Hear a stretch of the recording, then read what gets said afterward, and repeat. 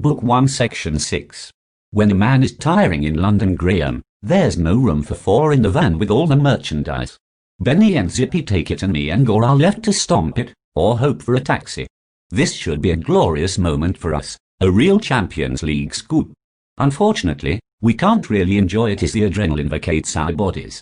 It's just us and our result, coming to terms with the emotions and how little the joy lasts. Of course, if you win the European Cup, the losers don't come and try to assassinate you. In Luton they do. Maybe that's why Luton never won it. It's not a nice part of town to walk around at this time of night, and conversation is kept to a minimum due to the fact that the lampposts probably have ears round here. It's not a nice part of not a nice town.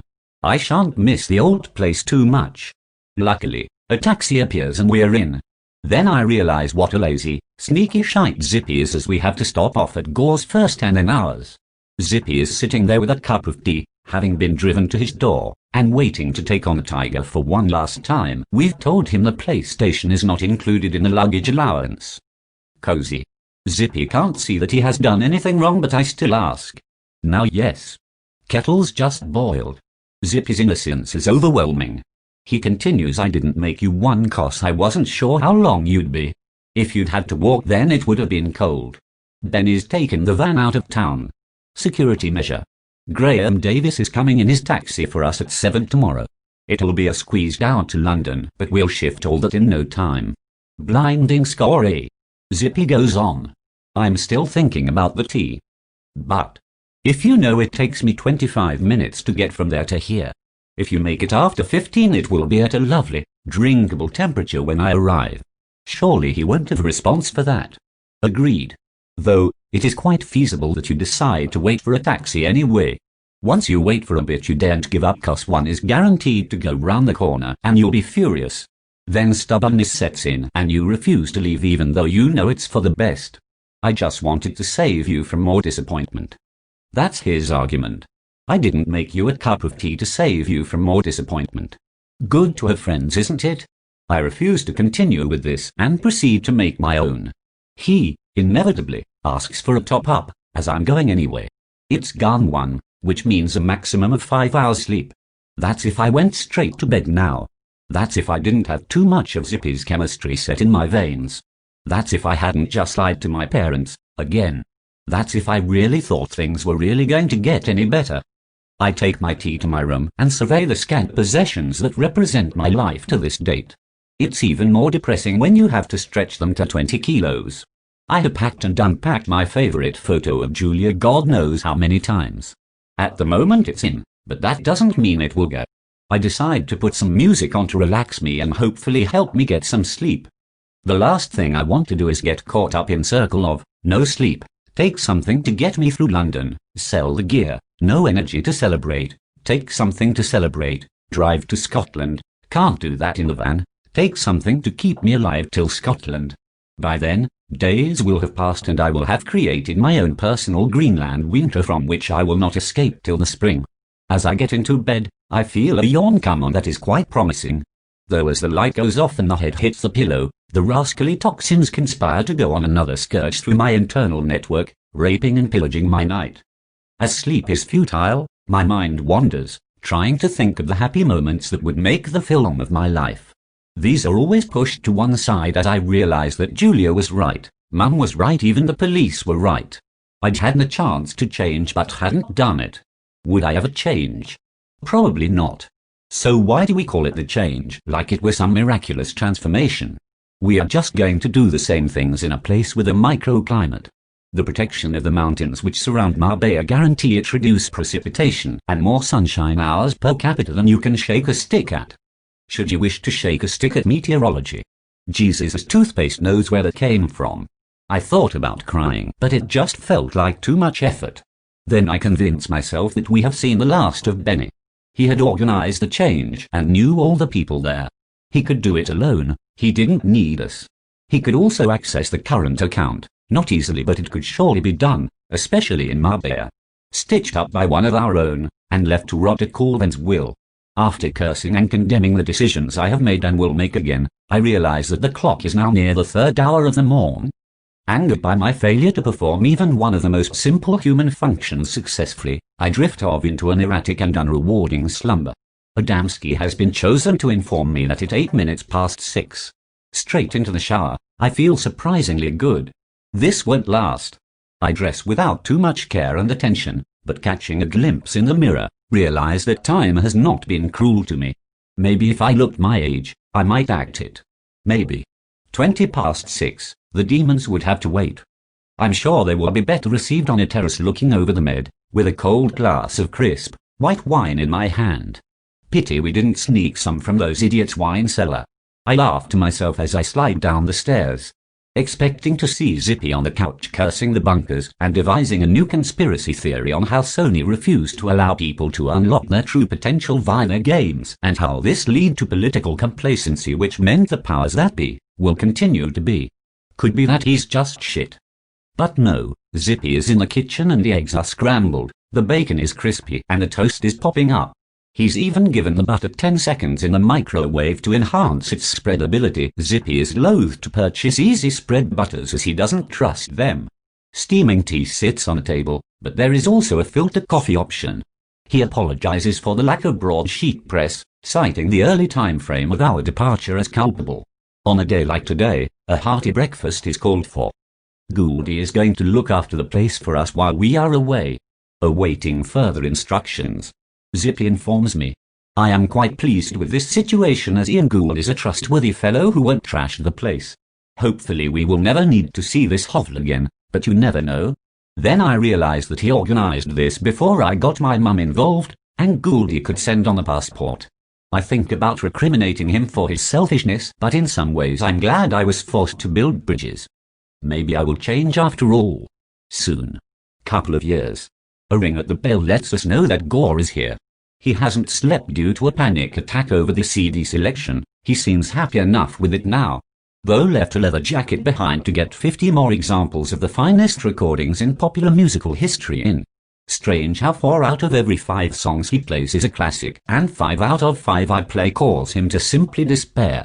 I'm looking forward to not letting him play them or complaining about them when we get to Scotland.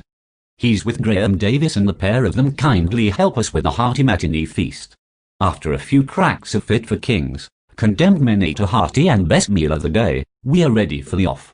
We can't resist flying past Colvins. The vehicles appear to have remained untouched from last night, and the ravers must be resting. I remember my Benny paranoia moment from last night as we arrive at the industrial estate and Benny is there, looking impeccable, as if he has spent the night in the Hilton rather than the van. He's chomping on a sausage butty with brown sauce and ready for the big journey.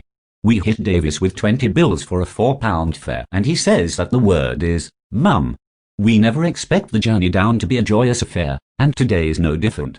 We cram into the vehicle best we can. Benny has tried to rearrange the boxes so there is more room, and any leftover hot air from the radiator may make its way back to us, and prepare for an eventful ride down to Londinium. Adrenaline is never an issue either at this point. There are too many nerves about just how possible it would be for everything to go tits up to enjoy the thrill of the chase. Today's little excursion, apart from looking like 2 days, if we are lucky, has even more potential for calamity. It's not the sort of job we pull anymore. Firstly, because it's too risky, and secondly, since the demise of Mr. Matthews, we don't get a chance. Paranoia is at the breakfast table now. What if our contacts are in cahoots with Colvin? Maybe he's waiting for us there. At least Benny didn't rip us off and now I feel guilty about thinking he might. Another thing is that I don't trust London. I don't like places where I don't feel I belong, or could never belong, and I don't see how anyone could ever belong in London. Around the van, Gore has decided that this journey is a prelude and resumed sleeping. Zippy is fishing for approbation to indulge in some substance abuse, but this is not forthcoming. Benny, though, has the air of a thoroughly upbeat chap. He is giving off signals, but will not speak until someone capitulates and asks. As we hit the motorway I assume it's my responsibility. Full of the joys of spring this morning, Benjamin. With good reason, my little South European bastard. He likes making references to my uncertain parentage, but it's too early for a reprimand. What? Angela and her mate gave you a goodbye send-off. I enjoy riling him by supposing his only motivation is sexual. Rather a derogatory supposition, wouldn't you say, young bastardito? assuming I would only be happy with two lovely young things in thongs riding and sitting. If you must know, I made a few phone calls last night. One, in particular, could prove very fruitful. Remember Timmy Kinch? Well, he's gone big time. Or, at least, big enough to maybe take all of our gear off us. Benny winks as he says this. We know he wouldn't lie about this just to get a rise, so it must be true news, and welcome. Timmy Kinch has gone big time. When was the last time we saw? 98? He was still with that 2-bit market operation. He was doing 3 pairs of socks for 2 squid. Timmy was always ambitious, but we never expected him to go big time. We knew him from school. A great lad who always wanted to make a few bob. When he left school he went down to London, and we saw him from time to time, on Allen jobs mainly. He'd always be happy to take a couple of grand's worth of us, 'cause he knew our stuff was good, but the back of the van today, we are hoping to shift it for 30. That's moving up in the world. May I remind you of Messrs. Marks and Spencer, my little generalissimo? Well, as you hear it. Got lucky with a big score and upscaled the operation. Hasn't looked back since. Says he's very keen to see what we've got, yet rather peeved at the fact we have allowed communications to become so intermittent. He'll take the lot. Zippy inquires. Gore has been awoken from his slumber and invited to share the joy. Every last zip and button that you have, my ambulant chemist friend. When you see Benny motivated like this, it is a joy to see him work. Once we get the change underway, he'll run amok on the coaster. There is a splash of tabs and the mood is now very different in the van. Benny reminds us that there is still a fuck-up factor, and there will always be one, but if Timmy likes what he says, we could be 30 grand better off by lunchtime. It is agreed that we shan't get overexcited until the deal is done, so we decide to celebrate with a story, one of Benny's favorites. I know we still have to end the Allen story, but Zippy can do that on the way to Scotland. Besides, Benny is in good raconteur form today. Our paranoia makes us too fragile to handle a tale of woe and demise, so we get Benny to rack his brains, and it doesn't take long to know which comedy moment has been chosen. By now the tiredness has forgotten me for a while. It will return, but if it does with the deal done, then let it try me. Benny needs to prepare himself to tell this story. Cigarette. Someone must pour him a coffee from the thermos, things like these. He will not tolerate a less than attentive audience and demands some demonstration of lucidity from Gore before commencing. My mind wanders back to TK and how we used to hang out at school. How we shared the same tastes in music and would frantically try to tape his sister's impressive collection while she was out, then nervously attempting to recall her latest classification system as to avoid being sussed. Strange how you lose contact with people. People that you see almost every day for long periods, and when they go you simply can't be asked to make the slightest effort. It was always thought that we would end up working with TK out of London, though some people thought Luton would win the league one day. Best not to read the papers, in it. Benny appears ready. Lights, camera and action.